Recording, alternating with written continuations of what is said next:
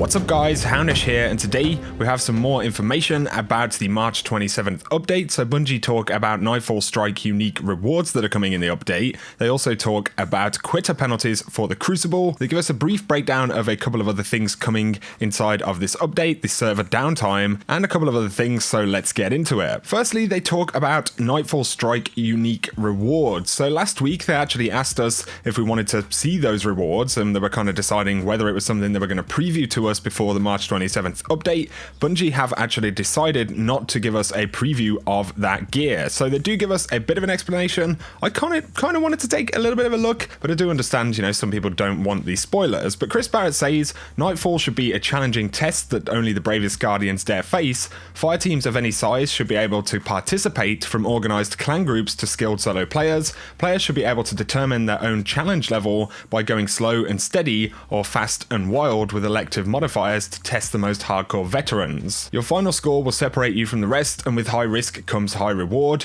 Each terrible villain that players face should have a very rare and powerful unique item themed to them that tumbles to the ground as they collapse into a pile of bones. Conquering the Nightfall should be a badge of honor, with the best players able to show off their achievements with new dynamic emblems and exclusive auras. So initially he does say a powerful, unique item themed to them, which tumbles to the ground as they collapse into a pile of bones. So that certainly sounds, like pretty cool stuff. Of course, we don't actually get to see it just yet, but he does say, so how do we earn these rewards? And he says that these rewards have a chance to drop when you complete a Nightfall activity at any difficulty. You can increase your chances by using challenge card modifiers to set higher personal best scores. Earning these items may take many attempts to receive the drop, as they are meant to be rare rewards. And they say that they'll be watching legends unfold as these rewards are earned by players, and hope many among you enjoy discovering these items via gameplay without being spoiled. So they don't really confirm exactly what these items are going to be.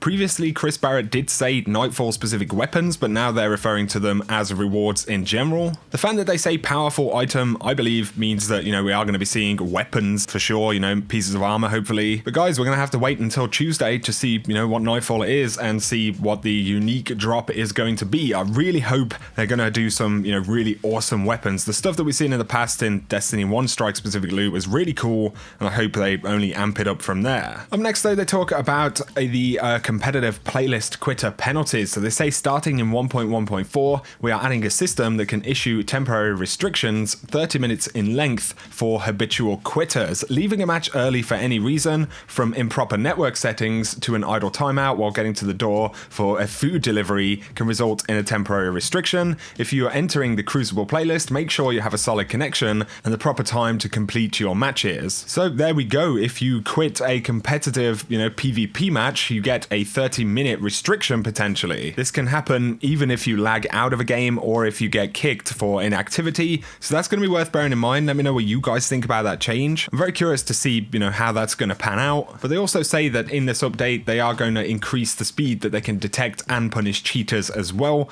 Basically, they're improving their anti-cheat and their cheat detection and things like that. So on PC especially, there should be fewer issues after this update, ideally. Next though, they give us some odds and ends about some of the patch notes coming for the 27th update. So they say patch notes have been collected. We're still applying some elbow grease to get everything in order, but here's a quick sample of some upcoming changes and fixes that you'll see next Tuesday. So when playing a Strike or Crucible activity, repeat reduction will be introduced to prevent players from having the same Strike or Crucible map many times in succession. Exotic repetition reduction will prevent players from receiving the same exotic reward multiple times in a row from exotic engrams, and players can still receive repeated exotic rewards from milestones and other sources, so it will be specific to exotic engrams right there. But they've increased the maximum power handicap from 40 to 45 on the Nightfall challenge cards. They're actually allowing people to go even higher, and the timer to activate patrols has been reduced from 3 seconds to 1 second. Pretty interesting change. They fixed an issue where players could be prevented from reaching the boss encounter of a garden world, and fixed an issue where some emblems were not displaying what statistic they actually track. They fixed an issue where applying or previewing a shader on an item would return players to the top page of the shader inventory. They will post a full list of patch notes though when update 1.1.4 actually goes live on Tuesday. So in order for the update to go live, there will be some maintenance on March the 27th starting at 9 AM PDT, which is 4 PM in the UK today,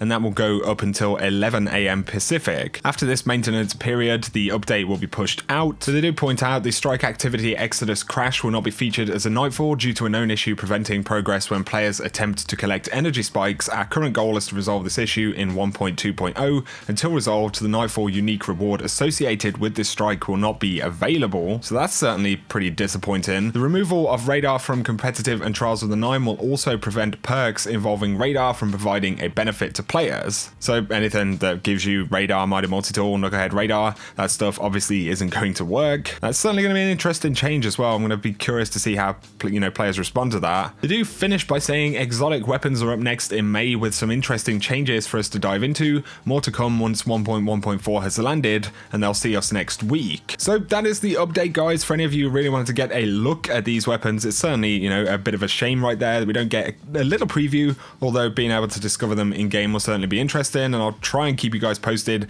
in as spoiler-free way as possible, so that any of you who aren't currently playing the game can kind of get an idea of what this stuff is. But let me know your thoughts down below, guys. If you have found the video useful or interesting, a like is appreciated. If you're new to the channel, feel free to hit that subscribe button to see more Destiny content. For now though, I hope you guys have an awesome day.